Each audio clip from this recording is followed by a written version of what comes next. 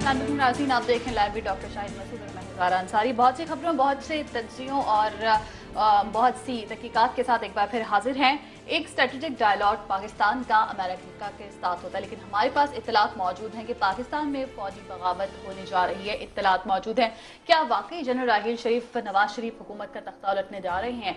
इस पर बात करेंगे। इंतहाई अहम और दिलचस्प बात है आपके लिए भी यकीनन। इसके साथ साथ एमक्यूएम के पेचीदा मामला किस जगह जा रहे हैं, इस पर बात करेंगे। साथ साथ बात करेंगे कि तालिबान से मुज़ाकरात का जो ऊंट है वो किसी करवट बैठेगा या नहीं। अपडेट्स साथ साथ सामने आ रही हैं, खबरें सामने आ रही हैं। अब से कुछ देर पहले भी हमने देखा कि तालिबान की कमेटी को लेकर भी खबरें सामने आई, उस पर बात करेंगे। प्रोग्राम का बाकायदा आगाज़ करेंगे। आपकी लाइव कॉल्स और SMS का इंतजार रहेगा। फेसबुक और ट्विटर पर भी अपनी फीडबैक्स हम तक पहुँचा सकते हैं। प्रोग्राम का आगाज़ करेंगे। डॉक्टर साहब की जाने पड़ेंगे। अस्सलाम वालेकुम। मैं ठीक ठाक। डॉक्टर साहब, इससे पहले कि बात करें एमक्यूएम के पेचीदा मामलात की, उस पर भी बात करेंगे और कि वो किस तरफ जा रहे हैं। एमक्यूएम की आज साबिक़ कमेटी भी मिली है बरतानिया में, उस पर भी बात करेंगे। लेकिन पहले मैं पूछना चाहूँगी कि क्या वाकई फौजी बगावत होने जा रही है? वाशिंगटन में क्या हो रहा है? वहाँ से खबरें सामने आ रही हैं। देखिए जी, ये वो मैं तो नहीं जानता कि फौजी बगावत होने जा रही है और होनी भी नहीं चाहिए, और सवाल ही पैदा नहीं होता कि कोई भी दुनिया का शख्स इसको वेलकम करे। लेकिन सूरत हाल ये है कि इस तरह की खबरें वाशिंगटन में गर्दिश कर रही हैं। सबसे पहले तो कल वाशिंगटन पोस्ट, जो कि एक इंतहाई मौकर अमरीकी, सबसे ज्यादा ज़ाहिर वाशिंगटन से एक ही अखबार निकलता है बड़ा, और वाशिंगटन पोस्ट। कल वाशिंगटन पोस्ट ने, उनके पॉलिटिकल साइंटिस्ट हैं, और वो पॉलिटिकल साइंटिस्ट जो हैं वो उन्होंने कल वाशिंगटन पोस्ट में एक बात लिखी। उन्होंने स्टडी किया है 2013 तक, 1960 से लेकर 2013 तक दुनिया में जितनी बगावतें हुई हैं, मिलिट्री कूज हुए हैं, उनको उन्होंने स्टडी किया है। और वो स्टडी करने के बाद उन्होंने मुख्तलिफ वजूहात बताई हैं कि किसी मुल्क में बगावत क्यों होती है। मईशत ख़राब हो जाए, सियासतदान अहल हो जाए, बाहर की फोर्सेज इंटरवीन हो जाए, सिविल वॉर हो जाए, ये हो जाए, वो हो जाए, सारा कुछ कर के उन्होंने फिर एक मैपिंग की है, मैथमेटिकल साइंटिफिक मैपिंग करके उन्होंने वाशिंगटन पोस्ट में कल छाप दी है। और उस रिपोर्ट में वो ये कहते हैं कि जिन मुल्कों में इस साल 2014 में फौजी बगावत होने का खतरा है सबसे ज्यादा, उसमें कुछ 40 मुल्क हैं, लेकिन सबसे ज्यादा हाईएस्ट रिस्क है, वो बयान कर रहे हैं पाकिस्तान का। उनमें पाकिस्तान का भी नाम, वो पाकिस्तान का नाम है हाईएस्ट रिस्क में। अफगानिस्तान के रीजन में वो अलग रीजन है, ज़ाहिर है वो सिविल वॉर होती है, जो भी मामला होते हैं, फौज पता नहीं एक फौज है, कितनी फौजें हैं, अफगान आर्मी कहाँ जाती है आगे, तालिबान में से कितने उनमें से तालिबान को चले जाते हैं, क्या होता है अप्रैल के बाद हम कुछ नहीं जानते, अप्रैल से पहले क्या होता है हम कुछ नहीं जानते अफगानिस्तान में। लेकिन पाकिस्तान का नाम उसमें बहुत ऊपर रखा है उन्होंने। सब सहारन कंट्रीज का नाम है, लेकिन वहाँ होती रहती हैं बगावतें। एक और बड़ी इंटरेस्टिंग बात है कि अभी कू हुई है, पिछले साल ही बगावत हुई है मिस्र में, मुर्सी को उठा के उन्होंने हटाया ना जनरल सीसी ने, तो वो कह रहे हैं कि इस साल फिर दोबारा दूसरी बगावत होने जा रही है मिस्र में। ये बड़ी इंटरेस्टिंग बात है। अमेरिकन का एनालिसिस है वाशिंगटन पोस्ट में कि इस साल फिर दोबारा मिस्र में बगावत होने जा रही है फौजी।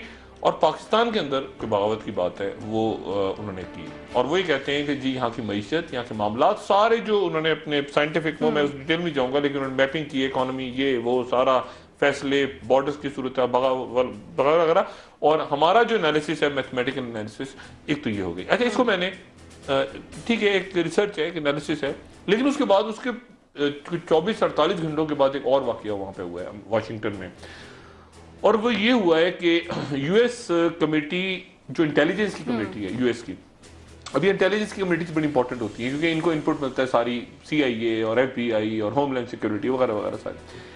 तो उनकी जो कमेटी है, उन्होंने उनकी जो इंटेलिजेंस कमेटी है, उन्होंने वहां पे जाके यूएस सेनेट के सामने एक उन्होंने स्टेटमेंट दी है।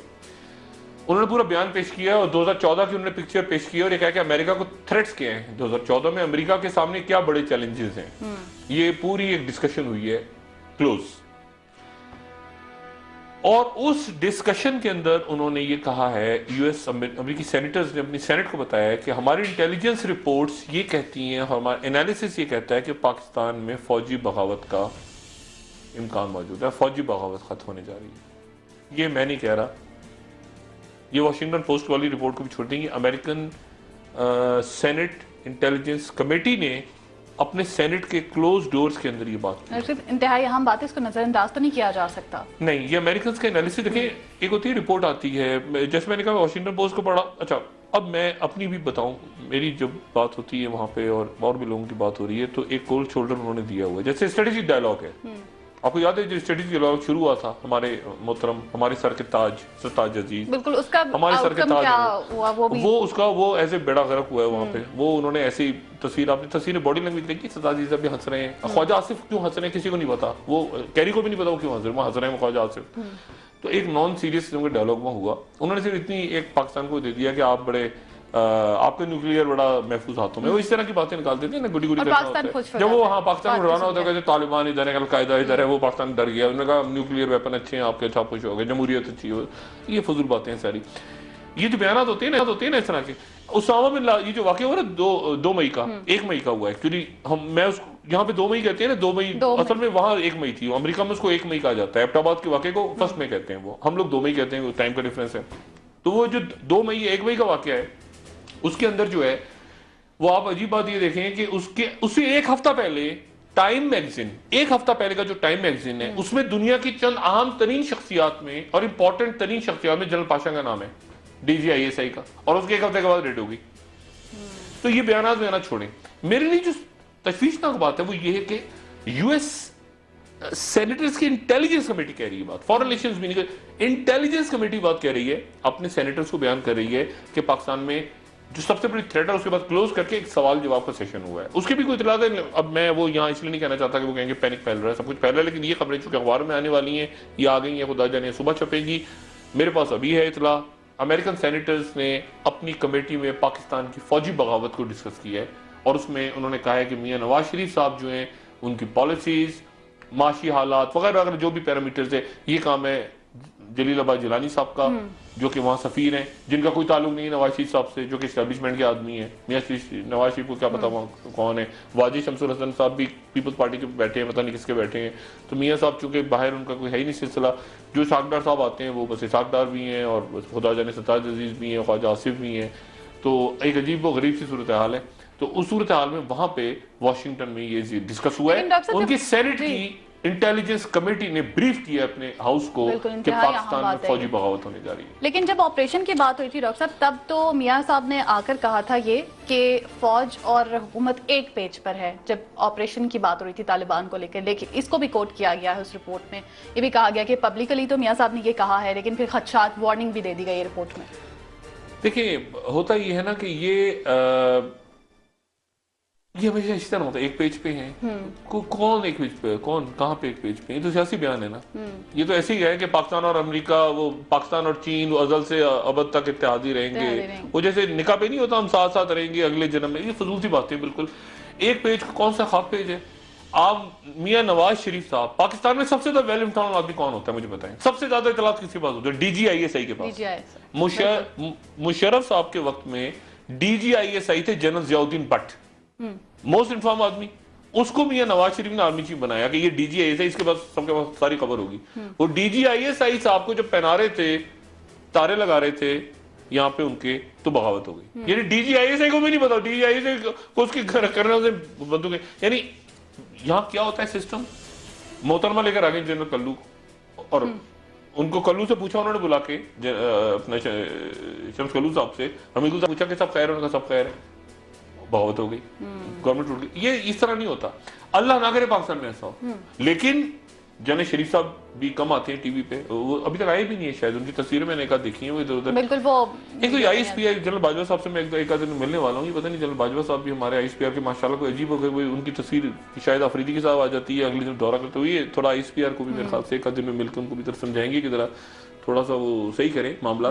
लेकिन ये है कि ISPR भी कुछ फॉरेन ऑफिस बनता जा रहा है, रवायती किस्म के बयान दे रहा है, जरा दम पकड़े और थोड़ा सा जरा चीजों को टेक करके। जैसे पिछले दिनों ये हुआ, उनको जाके मारकुट लगी ना, ये जो गुंडा नासिर थे, ये जो आप चेक पोस्ट पर लगे, ISPR बिल्कुल ISPR का कोई रोल नहीं था, ये उल्टी सीधी खबरें निकलना शुरू हो गई। उसके बाद जाके मीडिया ने जरा थोड़ा, मीडिया में तो बैठा है ना एक फितना, तो ये मार दिया वो मार दिया, बेगुनाह मर गए, फलां मर गए, फलां मर गए, कुछ नहीं हुआ था। वहां जाके क्रिमिनल्स को मारा था और बड़े अच्छे टारगेट अचीव किए थे। ये जो भी टारगेट ऑपरेशन हुआ था ये खजूरी चेक पोस्ट पे, तो ISPR थोड़ा सा दम पकड़े जरा, और ठीक है एक्सटेंशन वगैरह मिल जाएगी बाजवा साहब को, ऐसा कोई मसला नहीं है, लेकिन काम अपना ठीक करें मेरे ख्याल से।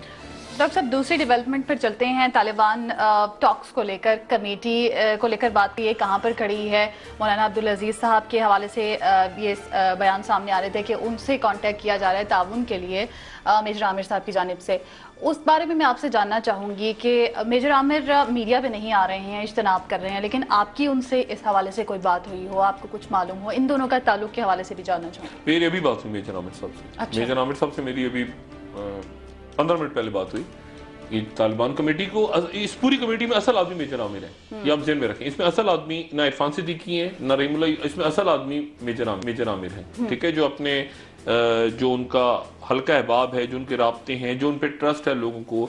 रसूल शाह मोहम्मद साहब के बारे में कल मैंने बताया था कि वो ऐसे ही एक हैं। रहीमुल्ला यूसुफ बड़े क्रेडिकल आदमी है, सॉफ्ट आदमी है, वो ज़्यादा उलझते नहीं है इन मामला में, शरीफुल नफ्स आदमी है। मेजर आमिर साहब अच्छे ज़रा अग्रेसिव, पुराना ISI का बैकग्राउंड और अच्छे बड़े नफीस आदमी है। मिडनाइट जैकॉल में उनका नाम आता रहा बीबी की हुकूमत गिराने के लिए, लेकिन उसके बाद उनके ताल्लुकात अच्छे हो गए जरदारी साहब से। जैसे मैंने बताया था DGIB की, वो कहते हैं कि ऑफर हुई, और मुझे अच्छी तरह पता है कि वो मिलते थे डॉक्टर कयूम सुमरो से, जरदारी साहब से उनकी जाती मीटिंग होती थी, ये मेरी अपनी नॉलेज में। मेजर आमिर साहब जो हैं वो असल रोल प्ले कर रहे हैं। दो शख्सियात अब्दुल अजीज नाम के जब नाम आए ना, तो आप भी और नाज़रीन से गुजारिश है कि जरा कंफ्यूज ना हो। एक है मौलाना अब्दुल अजीज। मौलाना अब्दुल अजीज साहब वो हैं जो लाल मस्जिद वाले हैं, ठीक है ना, जो अब्दुल रशीद साहब के भाई थे और भाई हैं, और अब्दुल रशीद साहब वहाँ पे उनको शहीद कर दिया गया था। और अब्दुल अजीज साहब जो हैं वो उसके बाद वो बुरका और सारा किस्सा हुआ, वो लाल मस्जिद के हवाले से। दूसरे हैं शाह अब्दुल अजीज। शाह अब्दुल अजीज जो हैं वो बड़ा इंपॉर्टेंट कैरेक्टर हैं। वो हैं शाह अब्दुल अजीज जो समीउल हक साहब के बड़े करीबी साथी हैं, और 2002 में इलेक्शन लड़के कौमी असेंबली में पहुंचे थे। अच्छा। और जिनके और फिर उसके बाद 2008 में कत्ल हो गया था, यहाँ पे पोलिश इंजीनियर को मार दिया गया था, तो शाह अब्दुल अजीज साहब को अरेस्ट कर लिया था 2009 में ऑपरेशन के दौरान। बड़ी रखते हैं। हाँ, और उनका कर्क से ताल्लुक है, उनको सामने लाके बड़ी तस्दीक हुई थी और उनको बड़ा तमाशा हुआ, तो फिर रिलीज हो गए थे। शाह अब्दुल अजीज साहब बड़े गहरे आदमी, बहुत गहरे, और बड़े उनका बड़ा असर और रसूख है अलकायदा के सर्कल्स में भी, तालिबान के सर्कल्स में भी, अक्रॉस द बॉर्डर दोनों तरफ, और बड़े जो बड़े एक जबरदस्त आदमी है। अब मेजर आमिर साहब ने मुझे ये कहा, मेजर आमिर साहब का मैं कोट कर रहा हूं, मेजर आमिर साहब ने मुझे कहा कि शाह अब्दुल अजीज साहब ने, वो वाले शाह अब्दुल अजीज करक वाले और तालिबान वाले, नॉट लाल मस्जिद, शाह अब्दुल अजीज साहब ने फोन किया है मेजर आमिर को और कहा है कि मेरी दुआएं आपके साथ हैं। मौलाना अब्दुल अजीज जो हैं, अब मौलाना अब्दुल अजीज साहब का क्या ताल्लुक है मेजर आमिर साहब बड़े क्लोज हैं। मैंने पहले भी आपसे कल भी ये अर्ज किया था कि इस कमेटी में ऐसे अरकान मौजूद हैं जो एक बड़ी कारोबारी शख्सियत के बड़े करीब। मेजर आमिर साहब बड़े करीबी दोस्त हैं मलिक रियाज साहब, जो हमारे मुल्क के एक जाना पहचाना नाम है, जिन हवालों से भी मैं उसमें नहीं जाना चाहूंगा। मलिक रियाज साहब एक साहब हैं।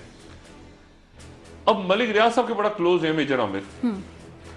और लाल मस्जिद का जो वाकया हुआ, तो लाल मस्जिद के वाकये के बाद मस्जिद के साथ जो हुआ वो सबने देखा।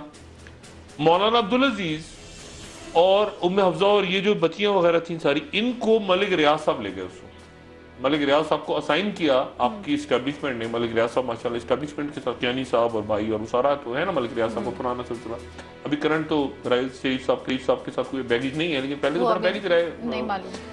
तो अब मसला ये हुआ कि वो मलिक रियाज साहब ने इस तरह के काम भी करते हैं। मलिक रियाज साहब मसाजिद और ये और वो सारा, ये लाल मस्जिद भी बनाने में उनका रोल है, जो नई लाल मस्जिद दोबारा बनी है। तो ये उनकी फैमिलीज को वहां ले गए, यानी बैरियर टाउन का ये जो मलिक साहब का इलाका है, जो उनका ये वहां रहे मौलाना अब्दुल अजीज साहब, और वहां पे सारा। अब हुआ ये कि मौलाना अब्दुल अजीज साहब यानी बड़े मशहूर, और बहुत सारी बच्चियां, एक और भी इस्लामाबाद में शख्सियत हैं ताजी खोकर, जो आजकल जेर हिरासत है, उन्होंने भी कुछ बच्चियां अपना मदरसा वगैरह बना के वहां पे रख लिया। एक दफा मैंने पूछा उनसे, मैंने कहा जी सुने? हाँ, उन्होंने कहा हाँ बिल्कुल, मैंने ये काम किया रही। अब मेजर आमिर साहब जो है वो, अब खुदा जाने क्या मामला हुआ कि कल अचानक एक खबर निकल पड़ी और चलना शुरू हो गई कि मौलाना अब्दुल अजीज से राब्ता किया है मेजर आमिर ने, या पता नहीं मेजर आमिर ने मलिक रियाज से राब्ता किया है कि मौलाना अब्दुल अजीज से मेरी बात करी। ये छपकी टिकट चलना शुरू हो गए आज भी वाली खबर। अच्छा, उसके बाद वो मेजर आमिर को आके पब्लिकली कहना पड़ा कि मैंने कोई राब्ता नहीं किया, मौलाना अच्छा, अब मुसीबत ये है कि वो कह रहे हैं, अब मुझे नहीं पता मौलाना अब्दुल अजीज साहब का टिकट चल रहा है। अब मौलाना अब्दुल अजीज साहब जो है बड़े प्यारे जबरदस्त आदमी है, इनके मैंने खाना खाया था जब ये लाल मस्जिद ऑपरेशन में, तो बताऊंगा बाद में, क्योंकि ऑपरेशन के दौरान मैं अंदर था मस्जिद में, आपको शायद याद हो, मैंने ही सारा अंदर से एक बुरी याद है मेरी, बहुत बुरी यादें हैं उसकी। लेकिन बहरहाल अब हुआ ये है कि मौलाना अब्दुल अजीज साहब और मेजर आमिर साहब के दरमियान में कई मलिक रियाज हैं, तो मलिक रियाज साहब ने सारी सेटलमेंट करवाई थी। अब वो मौलाना अब्दुल अजीज आपने टीवी पे आके कहना शुरू कर दिया, और आगे जब मेजर आमिर को मजबूरन, हालांकि कल ये मीटिंग में डिसाइड हो गया था कि कोई टीवी पे नहीं आएगा, मेजर आमिर साहब को टीवी पे आना पड़ा। तो इस कमेटी में वो कहते हैं ना, अच्छा आज मैं इंतजार करता रहा सारा दिन के इरफान सिद्दीकी साहब कब जलवा अफरोज होंगे, उन्होंने कहा था मैं रोज ब्रीफ किया करूंगा। अब अंदर इतनी खटपट पड़ी है कि वो मेजर आमिर, अच्छा सीरियसली काम मेजर आमिर कर रहे हैं सर, मैं आपको फ्रैंक जो मैं आज बता रहा हूँ ना, इसमें सीरियस काम सिर्फ मेजर आमिर कर रहे हैं, बाकियों को टीवी पे आने का शौक है, मेरी तरह टीवी पे आके बैठने का शौक है, ठीक है। इसमें जो सीरियस काम हो रहा है वो मेजर आमिर का हो रहा है, और दो लोगों से उनकी बात हुई जो बड़े संजीदा लोग हैं। एक हैं शाह अब्दुल अजीज, मौलाना अब्दुल अजीज साहब को साइड करके, मौलाना साहब का भी बड़ा हल्का है, क्योंकि जाहिर है लाल मस्जिद की बच्चियां और ये सारे वो, लेकिन शाह अब्दुल अजीज इंपॉर्टेंट है और फजलुर रहमान खलील इंपॉर्टेंट है, और मौलाना अब्दुल अजीज वही करेंगे जो मलिक रियाज कहेंगे उनको। ये मौलाना अब्दुल अजीज साहब जितने, हाँ ये शाह अब्दुल अजीज साहब की तस्वीर आ रही है, ये बड़े इंपॉर्टेंट आदमी है, ठीक है, ये टीवी पे जो आ रही है ये बहुत इंपॉर्टेंट आदमी है, ये असल आदमी है, और ये वो असल आदमी है जिनके थ्रू राब्ता हो रहा है। अच्छा, ठीक है, और ये इनको तालिबान के अंदर और अलकायदा के जो सेक्शंस हैं, जो भी मैटर करते हैं लोग सारे, इंतजार क्या हो रहा है इस वक्त इंतजार हो रहा है मुल्ला मोहम्मद उमर के खत कि मुल्ला मोहम्मद उमर, ये बातें चली ना, इमरान खान का नाम दे दिया, फलाने का दे दिया, ये सारे फजूल बातें। मैं आपको एक बात मैंने कल आपसे की थी ना कि लाल के हकीमुल्लाह महसूद पे ड्रोन से पहले मामला खराब हो गए थे। हकीमुल्लाह महसूद के ऊपर ये जो हमला हुआ था, मिसाइल हमला, इससे पहले एक मुआहदा भी साइन हो गया था, मैं यहां तक बताऊं, एक मुआहदा तक साइन हो चुका था, ठीक है ना। तो ये और मौलाना फजलुर रहमान खलील जो कि सऊदी अरब में हैं, जिनके बारे में मैं कल बताया, ये दो लोग हैं, बस इन दो लोगों को नजर में रखें आप, और बाकी जो जितने ये नजर बट्टू बैठे हैं। डॉक्टर साहब इस पर मजीद बात करेंगे, इंटरेस्टिंग पॉइंट्स हैं, ब्रेक का वक्त है ना, के बाद एक बार फिर हाजिर होंगे और तालिबान टॉक्स को लेकर जो कमेटी की एमक्यूएम के हवाले से बात, जी एमक्यूएम के हवाले से भी बात करेंगे कि वो मामला किस हद तक पेचीदा है और वो क्या हो रहा है, क्या सूरत हाल है, आपको बताएंगे इस ब्रेक के बाद। Stay tuned.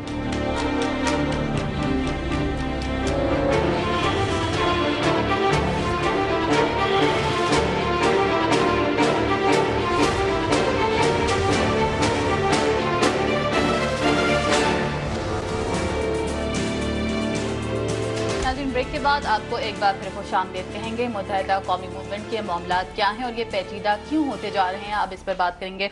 डॉक्टर साहब, 7 रुकनी वक्त भी मिला डेप्टी बरतानवी हाई कमिश्नर से और यादाश्त भी जमा करवा दी बीबीसी की डॉक्यूमेंट्री के अगेंस्ट, लेकिन मुत्तहिदा के मामला क्या हैं और किस तरफ जा रहे हैं, पेचीदा क्यों होते जा रहे हैं? एहतजाज भी रोक दिया उनकी जानिब से, अल्ताफ हुसैन ने खिताब भी करना था, क्या सूरत हाल है? देखिए, दो बातें। पहली बात तो ये कि इस बात में कोई शक नहीं कि एमक्यूएम मुल्क की एक बड़ी सियासी जमात है, उनके वोटर्स हैं, अल्ताफ हुसैन साहब एक मकबूल लीडर हैं, उनके चाहने वाले हैं, ये अपनी जगह बात दुरुस्त है। एमक्यूएम के लिए लंदन में मसाइल बढ़ रहे हैं, ये बात एक अलग बात है, और ये कोई तज्जिया नहीं है, ये कोई मतलब ये इंफॉर्मेशन है जो आ रही है, सामने आ रही है।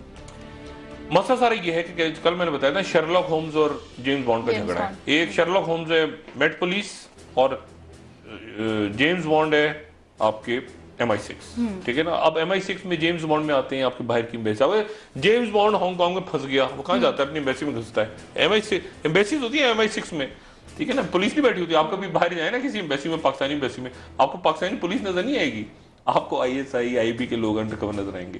तो जेम्स बॉन्ड बाहर फंसता है ना कहीं, तो अपनी एम्बेसी में जाता है।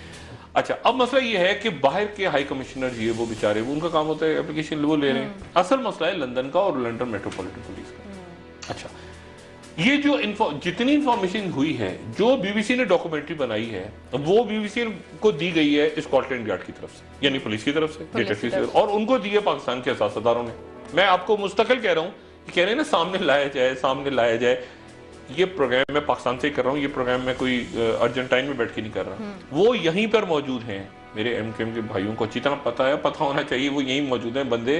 वो कहते हैं ना, वो कहाँ ढूंढ रहे हैं, वो इधर ही मौजूद हैं। खालिद शमीम भी इधर ही हैं, वो कामरान भी इधर ही और काशिफ भी इधर ही हैं और काफी दिनों से हैं और रिकॉर्ड हो चुका है बयान, रिकॉर्डेड बयान आगे उनका हसास अदारे ले चुके हैं, हसास अदारों ने आगे दे भी दिया है बयान।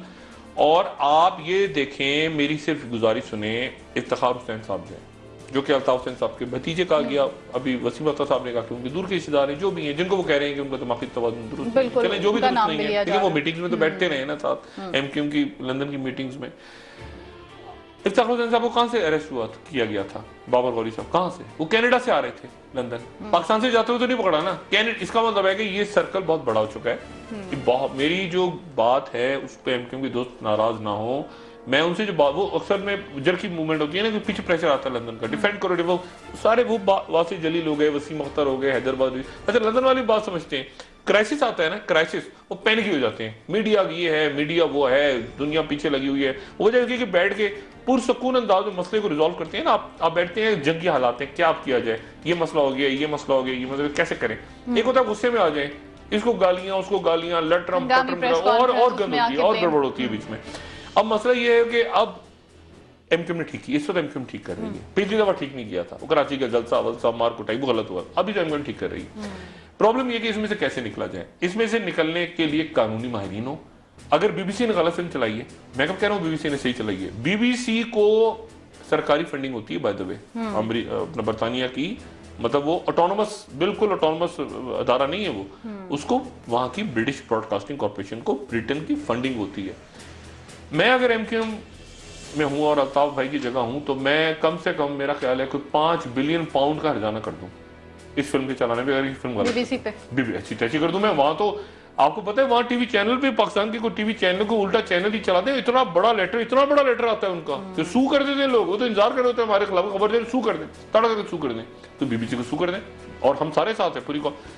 मतलब कोई गड़बड़ है, उस गड़बड़ को अब वो फरूक नसीम बेचारे को ऐसे आ गए, वो फरूक नसीम शरीफ आदमी, यहाँ से सेनेटर, उनको सेनेट बन गया, सेनेटर बनने की नहीं है ना, ऐसे तो नहीं कि गुडी वो बेचारे इधर गया उधर जा, उनको भी पता फंसे हुए मैं, उन्होंने बरतानवी लोग बीबीसी को भी जवाब दे रहे हैं, वो बेचारे। वो मामला ये है कि MI6 और उनका झगड़ा है और मामला बिगड़ रहे हैं, और मामला उस वक्त से, मैं बार बार ये बात कह रहा हूं कि ये बंदे पकड़े कब गए, ये बंदे चौधरी निसार के वक्त नहीं पकड़े गए, ये बंदे रहमान मलिक साहब के वक्त पकड़े, जिनका ऐसे जप्पी मारते हैं ना अल्ताफ भाई, ऐसे करके जप्पी, जो उनसे मुलाकात करने लंदन जप्पी मारते हैं, ये उनके वक्त में पकड़े गए।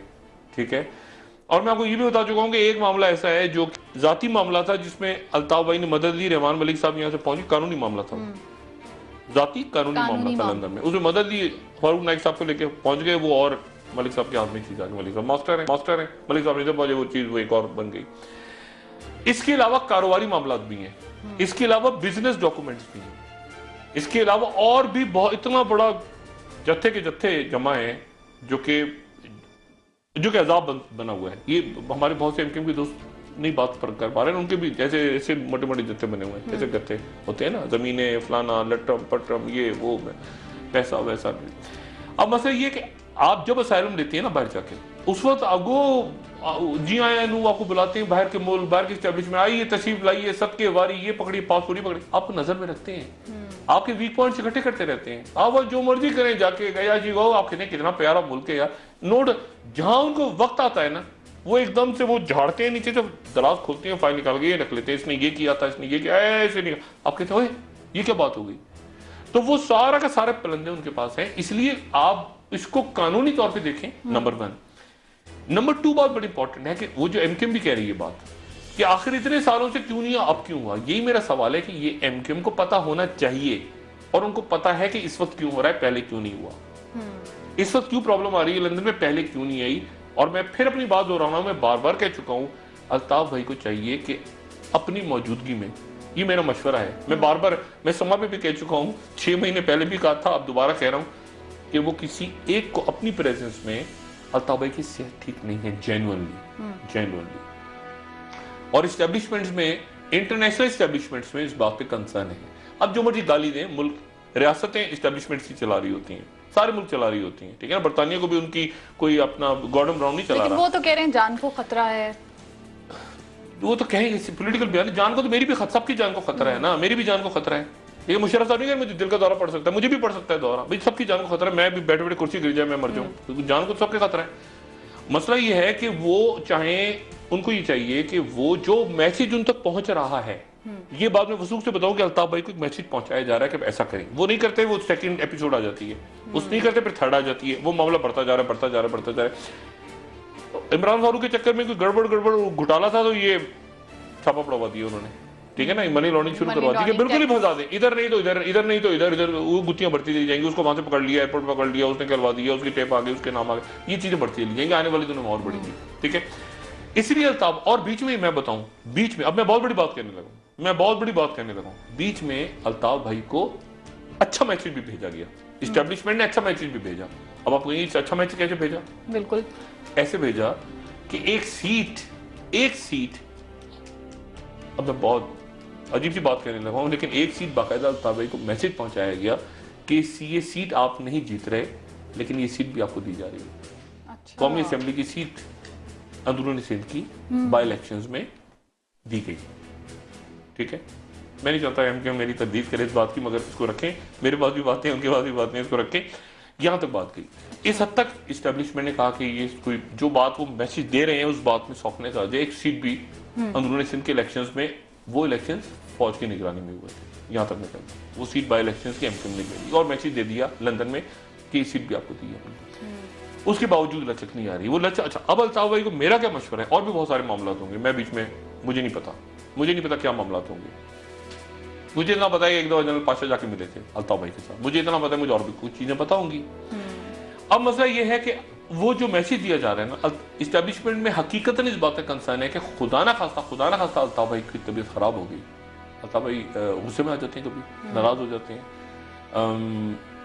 अपने कारकुनों पे भी, अपनी राब्ता कमेटी में भी बहुत दफा प्यार भी बहुत करते हैं, वो तो गुस्से में भी आ जाते हैं, तकरीर करते हुए गुस्से में आ जाते हैं, उससे और गड़बड़ हो जाती है, ठीक है।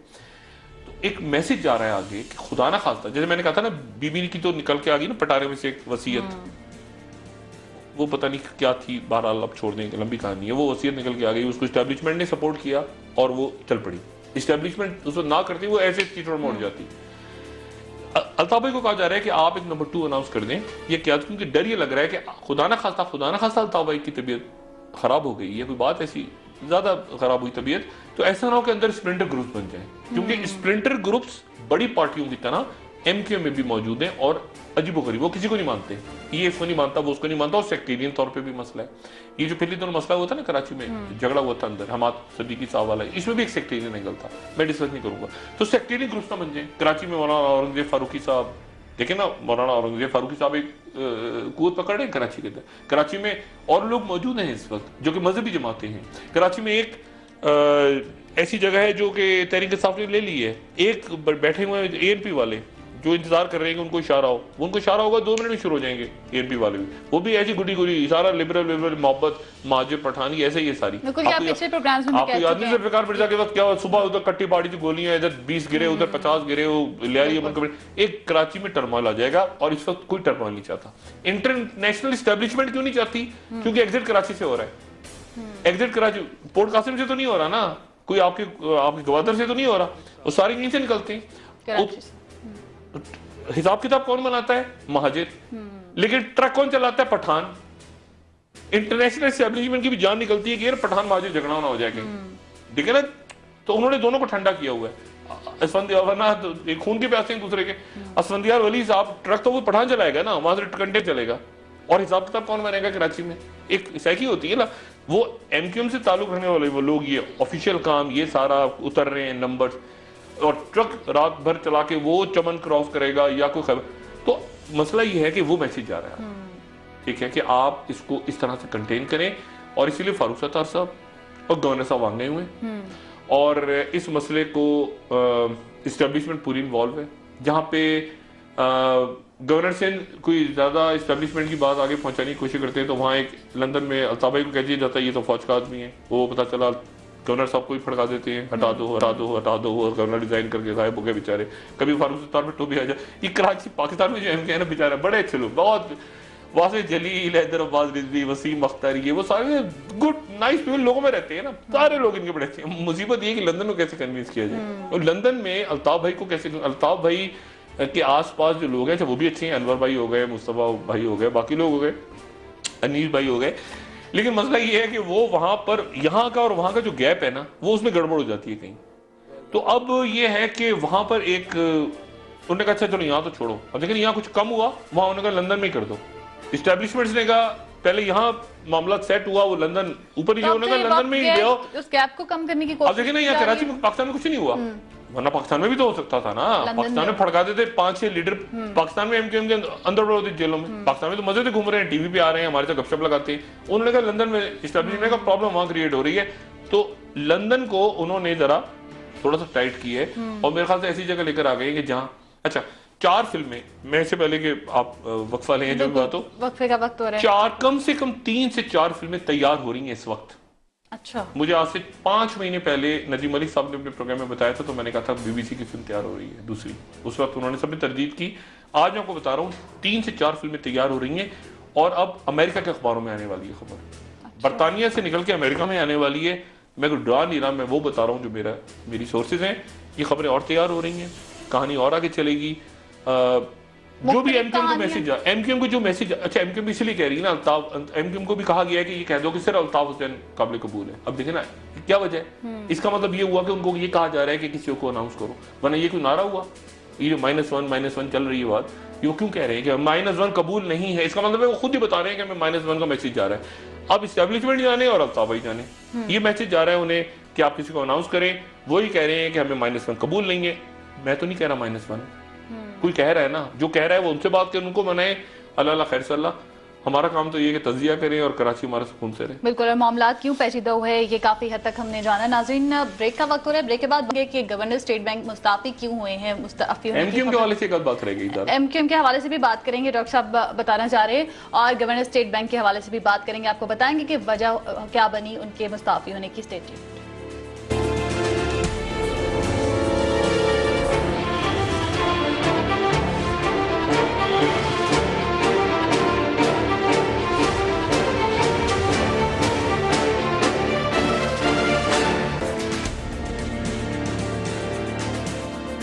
नाज़रीन, ब्रेक के बाद आपको एक बार फिर खुशामदीद कहेंगे। बात करेंगे नई हुकूमती तकर्रियाँ तनाज़ात का जो रिवाज है वो कायम करती जा रही हैं, क्या वजूहत हैं। इससे पहले चेयरमैन नादरा का मामला हमारे सामने आया, चेयरमैन पैमरा, चेयरमैन पीसीबी और गवर्नर स्टेट बैंक के मुस्ताफी होने की भी बात सामने आई, क्या वजूहत है, इस पर बात करेंगे। डॉक्टर साहब, इससे पहले कि मैं इस टॉपिक पर जाऊँ, ब्रेक से पहले आपने कहा कि एमक्यूएम से मुतालिक एक और बात आप बताएंगे। देखिए, एमक्यूएम ने अच्छा किया कि एक तो आज अपनी उन्होंने एहतजाज पोस्ट और कर ले गए वो, क्योंकि मैसेज गालिबन यही कराची को बंद नहीं होना चाहिए। मैसेज गालिबन उनको यही दिया जा रहा है कि कराची को बंद ना करें तो संडे को एहतजाज कर रहे हैं, वो आज करवाते हैं। और रात तक मैंने आपसे कल भी कहा था ना कि उनको काउंटर करने के लिए रिलीजियस फोर्सेज हैं कराची में। तो कल रात को मौलाना औरंगजेब साहब बैठे हुए थे, आपने देखा जमात अहले सुन्नत वल जमात का इज्तिमा चल रहा था, और वो बैठे रहे उस वक्त जब तक एमक्यूएम ने ये नहीं कहा कि हम आज पोस्टपोन करके इसको इतवार को लेके जा रहे हैं। तो ऐसी सूरत क्रिएट नहीं करनी चाहिए। कराची में देखें, अगर खुदा ना खास्ता कराची में अगर खुरेजी हुई तो किसी के लिए मुनासिब नहीं है, लेकिन जो सबसे ज्यादा नुकसान होगा इसमें वो एमक्यूएम का होगा। एमक्यूएम पॉलिटिकल फिगर है। और एक बात एमक्यूएम की, एमक्यूएम से लाख आप एमक्यूएम का पूरे, एमक्यूएम जो across the board religious harmony है ना, वो एमक्यूएम बड़ा अच्छा प्ले करती है। इतना अच्छा और कोई पार्टी प्ले नहीं कर सकती। एमक्यूएम उधर से ईद मिलादुन्नबी भी कर रही है, इज्तिमात भी कर रही है, मुहर्रम पे भी इनके लोग मौजूद हैं, देवबंदी भी मौजूद। मतलब एमक्यूएम का एक वो जो इस वक्त रोल है ना, वो बड़ा इंपॉर्टेंट है। तो इस चक्कर में आके कि खुदा ना खास्ता वो सेक्टेरियन बन जाए, एमक्यूएम ने कोशिश की है बीच में से, ये गलत प्ले कर रहे हैं एमक्यूएम। एमक्यूएम ने अपने सेक्टेरियन कलर देने की भी कोशिश की, जैसे मैंने बताया था पिछले दिनों एमक्यूएम ने सेक्टेरियन कलर देने की कोशिश की, फिर उससे निकले, उससे अच्छा वो निकले एहतराम थानवी साहब के साथ देवबंदी हैं, उनके साथ तस्वीर उतरवाई, बहुत अच्छा किया अल्ताफ भाई ने, सेक्टेरियन झगड़े में ना पड़े। और ये जो अच्छा किया कि इतवार को लेके इजाजत वगैरह करें, ब्रिटिश हाई कमीशन, ये वो सारा चलता रहता है। असल मामला कानूनी है। ये मुशर्रफ साहब का केस जैसे सियासी बना के उलझा दिया ना इन्होंने, अहमद रजा खजूरी साहब ने 73 का लटम पटम, ये पॉलिटिकल मामला, पॉलिटिकल इसको हैंडल करने, देखेंगे क्या मैसेज आ रहा है क्या नहीं आ रहा। कोई नहीं चाहता कि खुदा ना खास्ता जो है वो कोई खुरेजी हो कराची में, कोई टेक ओवर कर ले एमक्यूएम को, कोई निकल के आ जाए, कोई हकीकी वगैरह। लेकिन जैसे जैसे इस मामला ये तूल पकड़ेगा, फिल्में और आएंगी बाहर की मीडिया में, पाकिस्तान की मीडिया को छोड़ देना, यहाँ तो केबल ही चल जाए बड़ी बात है, लेकिन मतलब बाहर फिल्में आएंगी और अमेरिका की मीडिया में आने वाली है। जो मैं बार बार बात कर रहा हूँ, अमेरिकन मीडिया में आएगी बात खराब होगी, लेकिन अमेरिकन की मीडिया में आएगी क्योंकि वो ऐसे चलते हैं, पहले वो ब्रिटिश पिक करता है वहां से वो फिर बात खराब हो जाती है। तो उससे पहले और मैं डिप्टी हाई कमिश्नर भी नहीं है, अब डिप्टी हाई कमिश्नर से वो जो भी करें, असल मामला लंदन में सुलझा दें। जो मैसेज आपको एस्टेब्लिशमेंट दे रही है वो मैंने भी दे दी आपको। ठीक है, वो सब आपको भी पता है, आप खुद भी कह रहे हैं ना कि नहीं अल्ताफ भाई के बगैर कबूल नहीं होगा, नहीं कबूल होगा, हम भी चाहते हैं नहीं कबूल होगा, उनको तय करें और क्या मामला है उनको वो जाने, आप जाने, कहानी बसी है। ठीक है डॉक्टर साहब, अगले टॉपिक की तरफ चलते हैं। हुकूमती तकर्रुरियां तनाज़ात का जो रिवाज है वो अभी भी है। गवर्नर स्टेट बैंक मुस्ताफ़ी हो गए, इसहाक डार साहब के साथ इख्तिलाफात, उनका मौक़िफ़ सामने आया था कि उन हुकूमती पॉलिसियां उनको तस्लीम नहीं थी। देखिए ये जो बात आपने शुरू में प्रोग्राम की थी ना कि वाशिंगटन में इस वक्त कंसर्न ये है, वो जो बात कर रहे हैं वो कह रहे हैं कि इनसे हुकूमत नहीं चल रही, बात वो कह रहे हैं इनसे चल नहीं रही, ठीक है ना। आपकी स्टैब्लिशमेंट और मियां साहब एक ही पेज पे हैं नहीं है, मैं छोड़ दें कौन सा पेज है कौन सी किताब है, ये ऐसे ही होता है सारा, ठीक है। मुल्क इंपॉर्टेंट है, कोई इंपॉर्टेंट नहीं है, कोई शख्सियत कोई भी इंपॉर्टेंट नहीं है, मुल्क पाकिस्तान की रियासत इंपॉर्टेंट है, ठीक है ना। और कोई भी शख्स डिस्पेंसिबल, वो कहते हैं हम मेरे बगैर नहीं चलेगा, ऐसे जो लोग कहते हैं मेरे बगैर दुनिया नहीं चलेगी, उनकी कब्रें आज बनी हुई, कब्रिस्तान में जाएंगे लाइन से कब्रें नजर आएंगी। आप रियासत इंपॉर्टेंट, मुल्क इंपॉर्टेंट होते हैं। बहुत सारी की मुल्क चलाना है आपने, मुल्क की माशी सूरत अभी आप सितंबर में उनसे भीख लेकर आएंगे, 6 अरब प्लस IMF पे लेकर आए आप, और उसके बाद दिसंबर में लिया और आपने जो वादे किए थे आपने बेड़ा गर्क रहे हो, ऐसे नीचे चलेगी। अभी यासीन अनवर साहब का है, इसहाक डार साहब को तो नहीं अच्छे लगते, वो खुदा जाने क्यों नहीं अच्छे लगते, मेरे बड़े अच्छे, बहुत अच्छे इसहाक डार, बड़े सॉफ्ट आदमी, अच्छे आदमी है, लेकिन बहरहाल इसहाक डार साहब जो वजीर बनते हैं तो वजीर हो जाते हैं हमेशा, हर वजीर होता है, वजीर नहीं होता तो कुछ और होता है, फिर वो अवाम में हो जाता है। इसहाक डार साहब का मसला यासीन अनवर साहब का खराब हुआ। इसहाक डार साहब ने कहा कि इस आदमी ने किया करप्शन, और यासीन अनवर साहब का पॉइंट ऑफ व्यू ये है कि मेरे ऊपर प्रेशर ये डाला जा रहा था, प्रेशर डाला जा रहा था कि 100 अरब रुपया में छाप के ये जो फलाना बैंकों से, निजी बैंकों से उठाऊं और गवर्नमेंट की स्कीमों में लगा दूं, ये जो स्कीमें चल रही हैं सारी कर्जा वर्जा, ये वो यूथ लोन, ये लैपटॉप शैपटॉप, इसमें डाल दूं। मैंने इनकार कर दिया तो इस्तीफा हो गया। ये 4 आपके स्टेट बैंक के गवर्नर्स हैं, 4, ये चौथे गवर्नर हैं जो मुद्दत पूरी होने से पहले रिजाइन कर गए। वो हफीज कारदार चले गए, वो उससे पहले वो डॉक्टर शमशाद अख्तर चले गए, मतलब ये सारे जो हैं ये एक एक करके चलते चले जा रहे हैं। और इनके कोई बेटे का एक्सीडेंट हो गया था, ये सिंगापुर चले गए थे, वहां से वापस आए, बता एक और डिप्टी गवर्नर लगा दिया, वही जैसे तारिक मलिक के साथ हुआ था, इन अ बैड टेस्ट। ये जो चीजें होती हैं ना, ये बाहर मॉनिटर होती है, लेकिन आप जो ये IMF आप भीख मांग रहे हैं ना जाके, यहाँ तो वैसे तुरम खान चल रहे हैं, चाय लाओ मेरे लिए, पानी लाओ मेरे लिए, गाड़ी खड़ी करो, वहां जाते ऐसे खड़े हो, ऐसे करके यूं खड़े हैं, जॉन कैरी ऐसे, जॉन कैरी। अभी IMF के वहां गए तो दुबई में मुज़ाकरात हो रहे हैं, ऐसे दे दो भाई मुज़ाकरात, अब आपके वो शुरू, यानी चक्कर शुरू हो गया ना सारा, उधर प्राइवेटाइजेशन, उधर फलाना, उधर इस पूरी चीज को मॉनिटर, ये कहती है, ये कहलाते पॉलिटिकल इकोनॉमी। मैंने एक दिन पूछा, मैं यहाँ बात नहीं करना चाहता, ब्रीफिंग हो रही थी जनरल कैनी की, मैंने जनरल कैनी से सिर्फ एक सवाल पूछा, मैंने कहा जनरल साहब मुझे ये बताइए, अगर आज आपका इंडिया से आप खुल जाए आपका ईस्टर्न बॉर्डर, खुदा ना खास्ता, वेस्टर्न बॉर्डर वैसे ही आपका हॉट है ना वेस्टर्न बॉर्डर, ईस्टर्न को भी मैं हॉट ही समझता हूँ, वहां से छेड़खानी होती रहती है इंडियंस की तरफ से। मैंने एक सवाल हो जाए, क्या चीजें होती हैं आपकी क्या चीज इंपॉर्टेंट, असला तो इंपॉर्टेंट नहीं होता, असला तो होता है, असला फौज तो इराक में भी थी, क्या इंपॉर्टेंट, मोरल इंपॉर्टेंट होता है, फौज क्या मोरल है, कौन क्या मोरल है, इकोनॉमी कैसी है, बिजली किस तरह चलेगी, ब्लैकआउट, मोरल। अब आपने सभी को ठुस कर दिया, एक निकम्मा आता है, उसके सुपर निकम्मा आके बैठ जाता है, सुपर निकम्मा जाता है, उसके टेट्रा निकम्मा बैठ जाता है आके, यानी चोरों का टोला बिठाया हुआ आपने सारा। ये किस तरह क्या होगा? जनरल कैनी साहब ने उसी तरह हाथ पे आता तो बाहर जाके सिगरेट विगरेट पी करने का डॉक, ये तरह बात तुमने मुझसे की, वो मैं नहीं कहना चाह रहा, लेकिन मसला ये सारा कि मुल्क ने भी तो चलना है ना।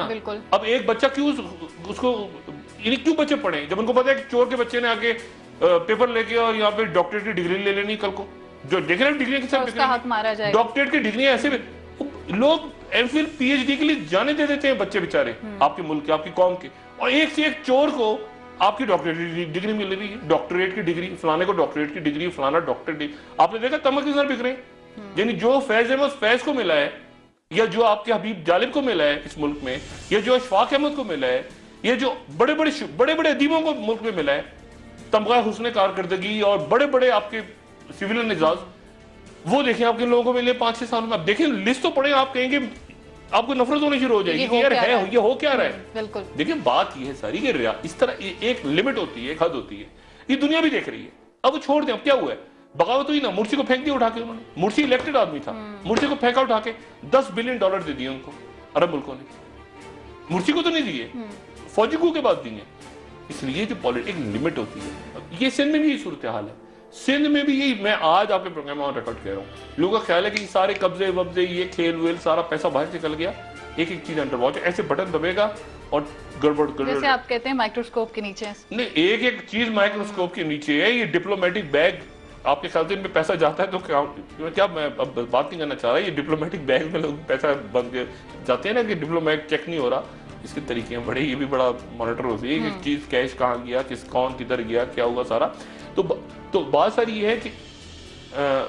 है कि इसको हमने किस तरह से आगे चलाना है, मियां साहब ने किस तरह से इकोनॉमिक पॉलिसीज करनी है, किस तरह से, मतलब है कि इसको वो खुश नहीं है, वो से मुराद मेरी अमेरिका नहीं है, वो से मुराद मेरी ये है कि उनके पास पल्स जारी है कि पाकिस्तान के अंदर बेचैनी है, इनसे लोगों से काम नहीं हो रहा।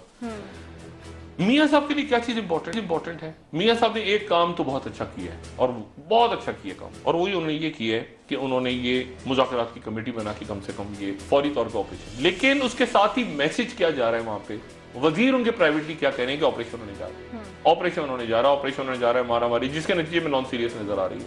हर आदमी कह रहा है कि ये कमेटी, मैं भी ये कह रहा हूँ, मूवमेंट्स हो रही है ना, एक गुस्सा है कि यार क्या मतलब है, क्योंकि 6 महीने आपने ऐसे गुजार दिए, 6 महीने के बाद आपने एपीसी की पटारे में से क्या निकाला, ये इरफान सिद्दीकी है, ये मेजर आमिर हैं, ये मेजर आमिर ने कहा सलीम साफी से, सलीम साफी ने कहा मैं नहीं आऊंगा, उसने कहा तू आ जा, उसने कहा तू आ जा, अब फरमाइशी टिकट चल रहे हैं, कई टिकट फरमाए, टीवी चैनल से फोन कर करके फरमाइशी टिकट जो है वो, हाँ इमरान खान का भी आ रहा है, इमरान खान आना चाह रहे हैं, उनको भी शामिल करें, उनको शामिल कर दिया जाए। इमरान को पता नहीं, अब इमरान मैं तो समझने से काफिर हूँ, अब समी उलग चले गए तो इमरान खान आ जाए, इमरान खान को इसको हेड करेंगे इरफान सिद्दीकी साहब और नीचे बैठेंगे इमरान खान, इमरान, मतलब कुछ समझ नहीं आ रहा। आपने इरफान साहब के कॉलम्स पढ़े, इरफान, मतलब ये अजीबोगरीब बात है।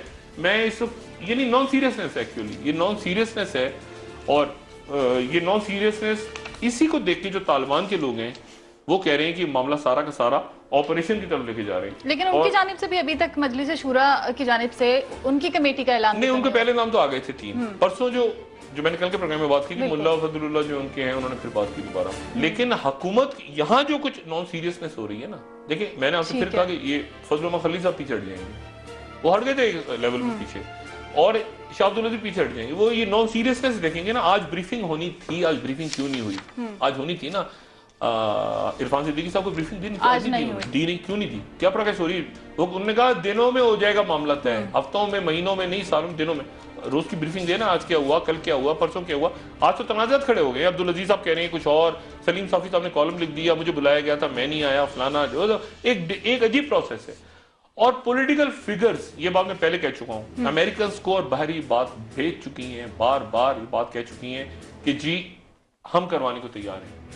मैं आपको मिसाल, एक बड़े पॉलिटिकल लीडर का नाम ही नहीं था तालिबान की तरफ, उनका नाम डाला गया, नाराज ना हो जाए मौलाना फजलुर रहमान साहब, उन्होंने कहा मेरा नाम भी डाल दें, तालिबान की तरफ से नाम आ गया, हालांकि नाम ही नहीं था। डॉक्टर साहब, सोशल मीडिया पे भी ये तालिबान की जानिब से जो कमेटी में नामों का मुतालबा किया गया, वो नाम सामने आ रहे हैं। इमरान खान साहब का नाम तालिबान की तरफ से डालने के लिए कहा जा रहा है, मौलाना समीउल हक साहब का नाम आ रहा है, मुफ्ती किफायतुल्लाह साहब का नाम आ रहा है, प्रोफेसर इब्राहिम का नाम सामने आ रहा है तालिबान की जानिब से, और मौलाना अब्दुल अजीज साहब का नाम भी सामने आ रहा है। तो ये क्या है तालिबान की जानिब से उनकी कमेटी? उनके तो दिल चाहेगा ना शाहिदुल्लाह शाहिद साहब नाम दे दें 15, देखें ना, मतलब है कि आपने कुछ चीज कर, मैं कह रहा हूँ नॉन सीरियसनेस है दोनों तरफ से, इस तरफ से चूंकि है तो उस तरफ से भी है। अब उधर तालिबान की तरफ से नाम आ जाए, उनकी तरफ से नाम आ जाए कि जी आप वीना मलिक का नाम डालें हमारी तरफ से, क्या होगी? देखिए नॉन सीरियस एटीट्यूड है ना, नॉन सीरियस एटीट्यूड हो रहा है ना। इनका नाम डाल दें, उनके वो कह रहे मैं नहीं आना चाह रहा, मेरा नाम इसका डालेंगे तो मेरा बैठेंगे। ओ भाई, उससे पूछा आपने इमरान खान का नाम डाल, इमरान खान से पूछा, इमरान खान ने, मैं कह रहा ना इधर से चूंकि नॉन सीरियसनेस शुरू हो गई है शुरू, बदकिस्मती के जो नहीं होनी चाहिए थी। ये कमेटी के नाम, जो कमेटी के नाम नॉन सीरियसनेस हुई। चौधरी सार पुल आउट किया उन्होंने, आप वो देखें, वो पिक्चर देखिए आपने, चौधरी सार को साइड पे बिठाया हुआ है, वहाँ आगे बैठे हुए इरफान साहब, जो हमेशा वजीर आज़म के साथ बैठे थे, वजीर दाखिला, वो पीछे उन्होंने ब्रीफिंग नहीं दी। चौधरी सार अभी तो बोले नहीं इसके ऊपर कि क्या हुआ क्या नहीं हुआ, वो खामोश होकर गायब हो गया। आज इरफान साहब भी सामने नहीं है, मेजर आमिर से वो बेचारे मेजर आमिर लगे हुए अपनी जगह, वो कॉलें कर रहे हैं, वो फजल खलील साहब सऊदी अरब से आ जाएंगे, आते आते देर 5 तारीख को उन्होंने वापस आना है, वो आएंगे। शाह अब्दुल अजीज साहब ने कहा, मुझे मेजर आमिर ने कहा कि मैंने फोन किया, हमें उनसे मेरी दोबारा मुलाकात होगी, वो कहते हैं मुझे मेरी पूरी ब्लेसिंग्स शाह अब्दुल अजीज साहब ने दी, लग रही दी हूँ, क्योंकि मेजर आमिर कलीदी किरदार है। मैंने कहा मेजर आमिर पे सारा घूम रहा है, ये नाम मेजर आमिर ने दिए, रहीमुल्लाह यूसुफ सही, ये वो सारे, सलीम साहब, मेजर आमिर कलीदी किरदार है, उनको कामयाब होना चाहिए। वो अगर, और एक उनकी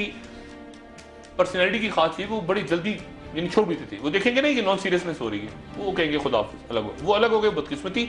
इस प्रोसेस को, पीस प्रोसेस को आगे जाना चाहिए, खास तौर पे उस वक्त तक जब तक बहुत ही चीजें क्लियर ना हो जाए, और खासतौर पे अफगान इलेक्शन। ठीक है, पीस प्रोसेस को आगे और फोर्सेस हैं बीच में बम फटेंगे, अल्लाह ना करे, बीच में धमाके होंगे, सब कुछ होगा, क्योंकि और फोर्सेस भी है ना बीच में। ये चर्च पर अटैक किसने किया था, ठीक है ना, और बहुत इंटरनेशनल इस्टेब्लिशमेंट फोर्सेस भी है बीच में, उनसे बच के मुज़ाकरात को आगे ठीक है डॉक्टर साहब, हम भी दुआ गो हैं, बहुत शुक्रिया आपका कि जो भी फैसला हो वो मुल्क और कौम की बेहतरी के लिए हो। नाज़रीन, प्रोग्राम का वक्त खत्म हो रहा है, आपकी फीडबैक का इंतजार रहेगा। मेरी तरफ से आपको खुदा हाफिज।